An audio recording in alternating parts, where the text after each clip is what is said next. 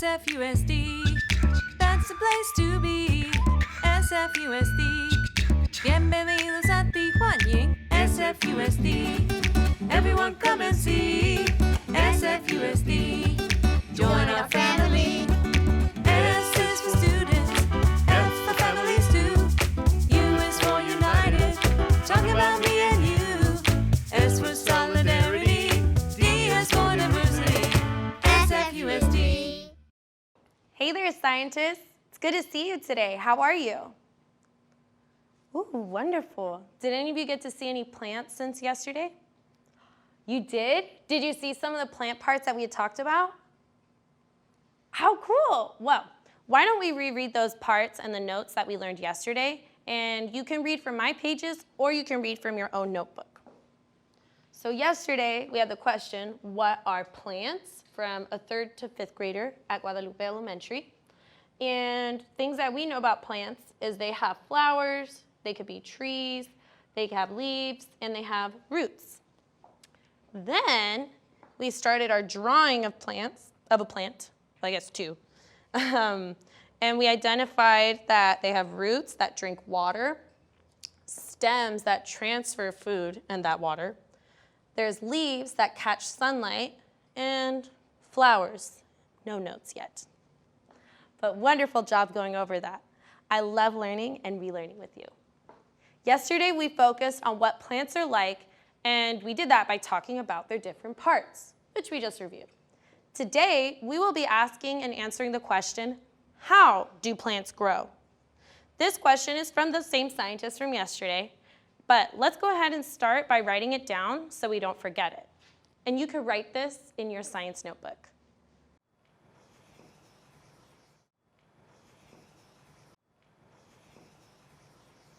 How do plants grow? Question mark.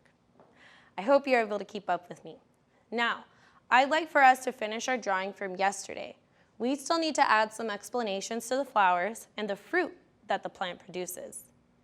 Something that I learned is that flowers attract or bring insects that help it make seeds.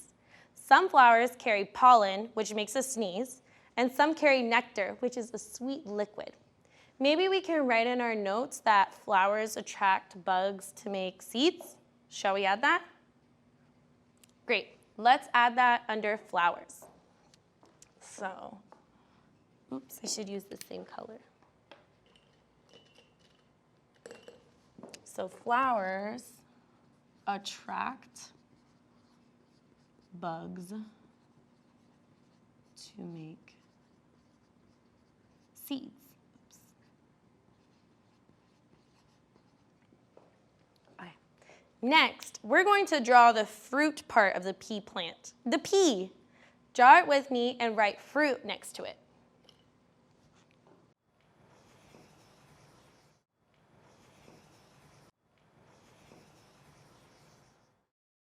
Oh, and I need to add the label fruit.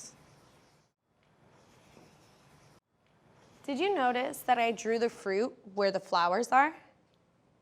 That's because when some flowers crumble and look dead, they're actually getting ready to become fruit. The fruits have a very important job. They hold the new seeds inside of them. But not all plants fruit. Some have different ways of making sure their seeds get around. Maybe after we write our final note about fruit, we can move on to how plants grow. Let's write under fruit, carry the seeds, because that's what they do.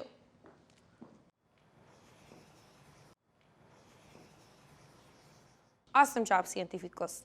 We have a lot of information about plants, what they look like, and what each part does. But this doesn't really tell us how they grow. I printed out some pictures of my pea plant that we've all seen before, and we're going to use them to place on a life cycle chart that I have started and I need to grab. So before we place the pictures, let's read the description, the words that I have, and that we'll place after. So I have seed, germination, sprout, plant,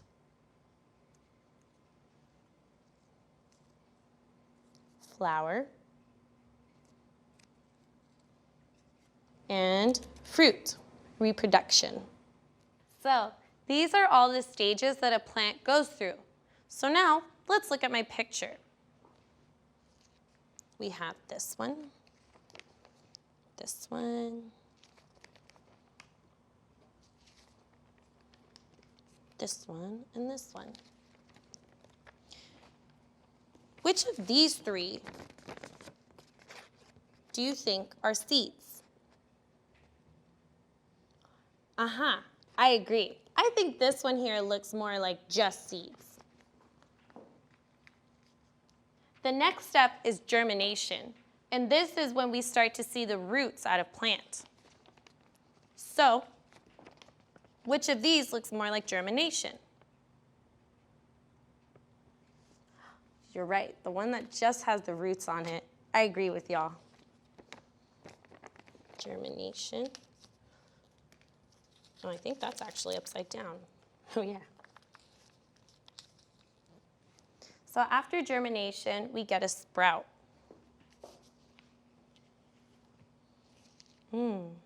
Actually, I think my sprout went missing, scientists. But we'll just imagine that. Let's go ahead and go to the plant.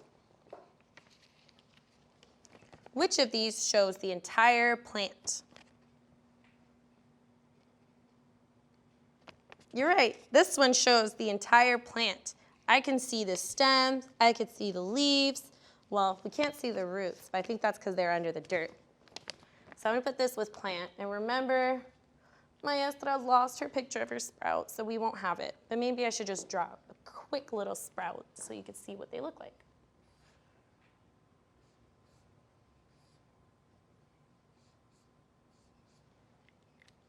And the dirt on the bottom. That way we don't miss out. Next, we have the flower. On which of these can you still see the flower? This one, right? Good job. So it starts as a seed, and then roots come out and it germinates. Then it pops out of the ground as a sprout, and then it's a plant. After it's a plant, it starts to get flowers. So for the fruit and reproduction, that leaves us with this picture. And this one has the pea. Oh, that's the fruit, duh. So that means it has seeds inside. Okay, scientists, I think we have all the stages of a plant's life here. Let's review it one more time before we wrap up. So every plant, well, most plants start as a seed, and then they germinate when the roots come out. And then when they're a sprout, they have some stem and leaves, but not that many. When it's a plant, it has more stems, more leaves. And then it starts to flower, and sometimes the flower will become a fruit, there's seeds inside, and it starts all over again. Awesome job reviewing that with me. We now know the different parts of plants, what they do, and also how those parts help them grow. What was something new that you learned? That was new for you? How exciting! Well, I'm so glad that you learned that with me. Thank you so much for being wonderful scientists today. I can't wait to learn even more about plants with you tomorrow. Hello everyone, my name is Lucas. I'm in 11th grade and I go to Ruth Asawa School of the Arts. Today I will be singing a song about identity. What is identity? Well, let's find out. You decide who you are, that's the best part. It's okay to be confused about who you are. There is no wrong or right, there's no wrong or right, just as long as you are you. Everyone has the right to express themselves, whether that's being a boy or girl or someone else. Things not just for boys or girls. You decide what you like. Being curious is okay, but it's not okay to be nosy with someone else's ways. Everyone needs space and time to express themselves, to explore and find their own selves. You decide who you are, that's the best part. It's okay to be confused about who you are. There's no wrong or right. There's no wrong or right. Just as long as you are you. It's okay to have unanswered questions about yourself or others. Some people don't have words that describe them yet, but that's okay because it's the only way.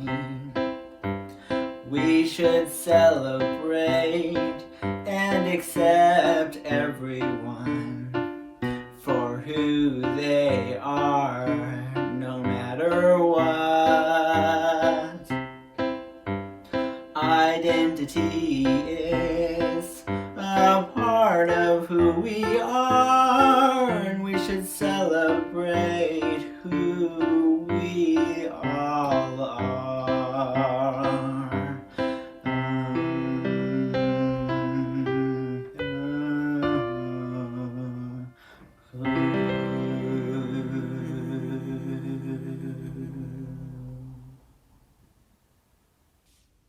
Now that you know what identity is, think about what your identity is.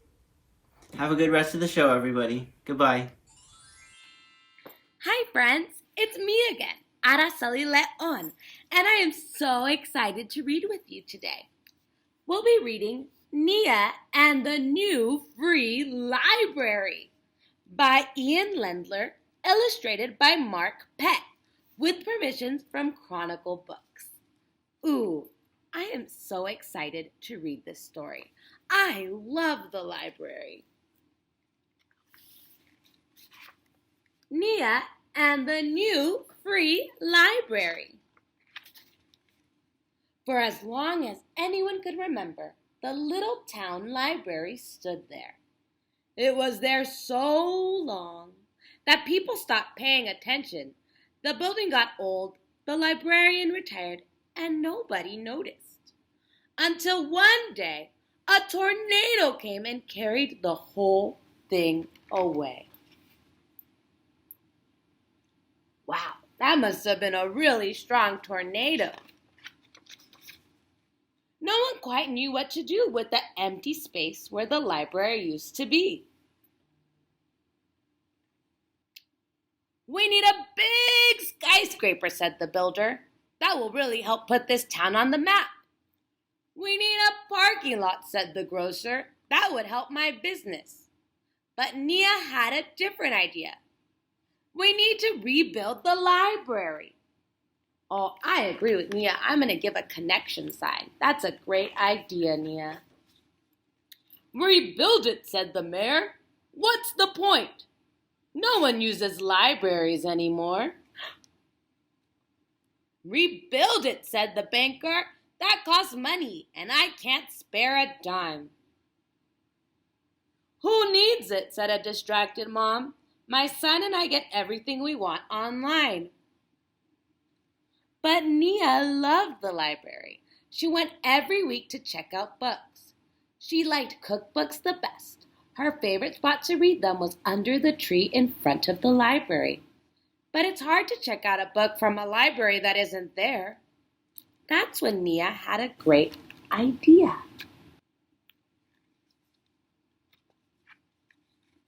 She got a desk and a chair and a pencil and some paper and a plate of orange slices for energy. Then she began to write.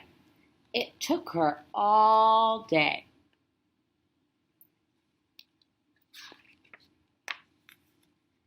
It took her another day too. From sunup to sundown, it took her a lot of days. And at first, no one paid any attention. But pretty soon, she had written an entire wagon full of books.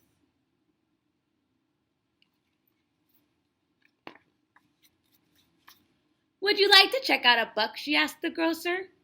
How, he said, the library is gone.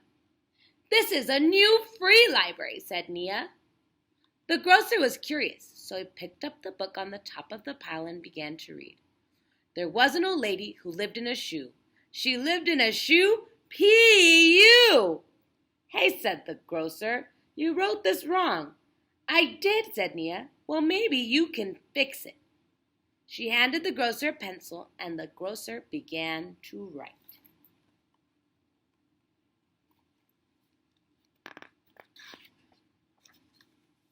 Excuse me, said the distracted mom. My son's phone just died. Could he look at one of your books? Of course, said Nia. This is the new free library. He can read any book he likes.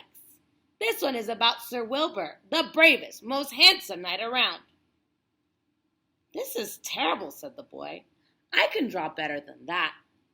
You're probably right, said Nia. Maybe you can fix it? As they made more books, more townspeople became curious and stopped to look. The town's detective saw the crowd forming and came over to see if there's any trouble. She picked up a book. This was my favorite book growing up. And this book is the reason I fell in love with the sea, said the boat captain.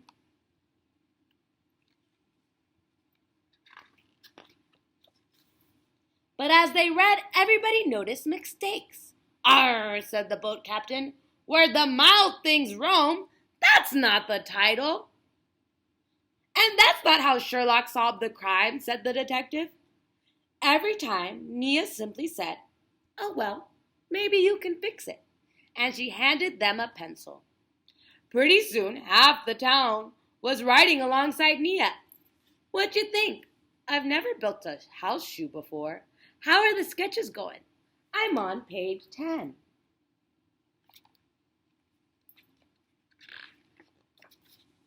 Everyone discovered the job was a lot harder than it looked. And that's how he solved the crime? You're wrong. That clue is the red herring. There was a fish in the story? I'm confused. But they began to remember words and ideas and had inspired them. Like hope springing high, still all rise. I love poems about bread. Pretty soon, there was an enormous piles of freshly written books of adventure and poetry and filled with every idea ever imagined.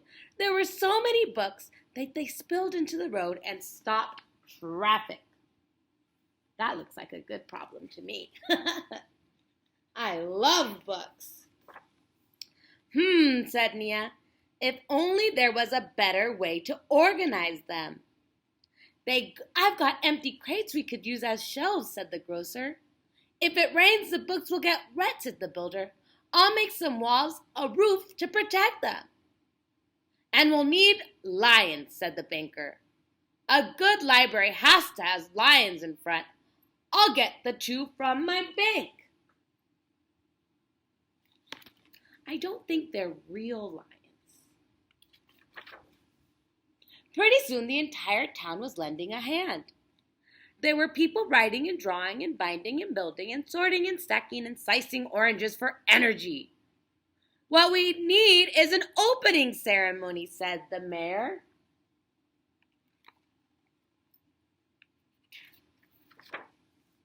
So the mayor fetched her shiniest ribbon and her biggest scissors and her fanciest outfit, and she was just about to cut the ribbon so the crowd could shout, "Hooray!" when Nia said, "Wait, we forgot one thing." "We did," said the builder. "We did," said the banker. We have a library, said Nia, but we don't have a librarian.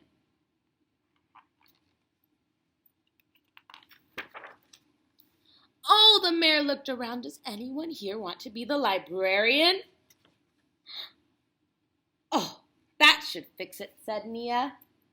So many friends are excited. Then the mayor cut the ribbon. The whole town shouted, "Hooray!" And Little Town's new free library was open. Everyone crowded into the library to admire what they had accomplished. I decided to go for a classic field with the watercolors. There were kids in beanbags reading picture books, kids with pencils writing new books. In one corner, there was even a knitting class. In another, all the grandparents were learning to use a computer. First, we make sure it's plugged in. Everywhere, there were people sitting together, enjoying the cozy quiet of a book-filled place. Meanwhile, Nia did what she wanted to do from the very beginning. She quietly walked to her favorite section and checked out her favorite book, How to Make Stone Soup by Nia. And she sat down to read in her favorite spot underneath the library's tree. At least she did. Until the tornado came and carried the school away. Sigh. The end. I love how Nia came up with a great idea and asked all her friends to help her. Together, they made the new free library. Thank you, friends. I'll see you soon. Bye. Hi, it's Miss Genoa from San Francisco Ballet's Dance in Schools and Communities program.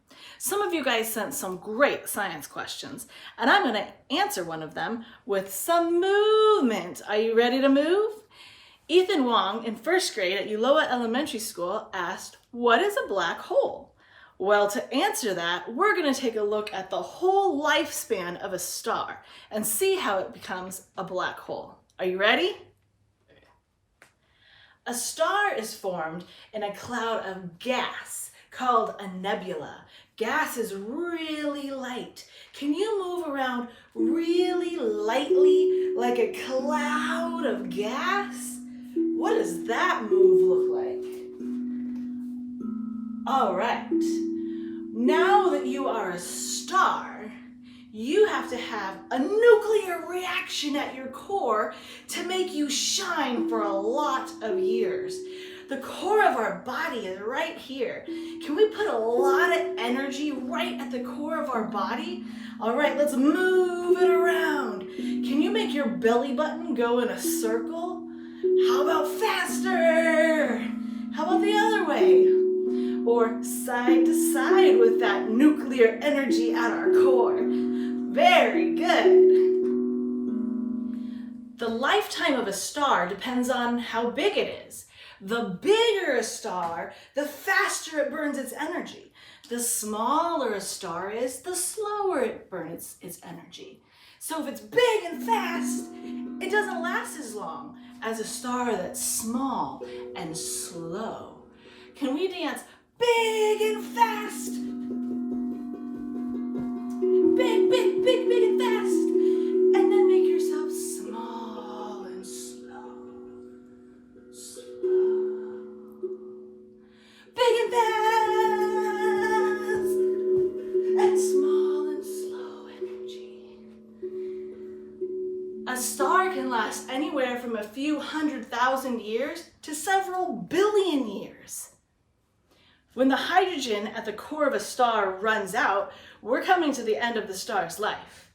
The next phase it goes into is the red giant phase, where the star expands and cools and starts to change color to become a red giant.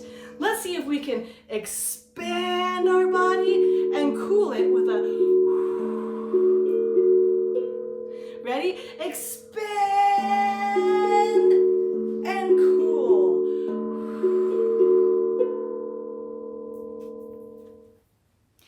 What happens next, the end of a star's life, depends on its size.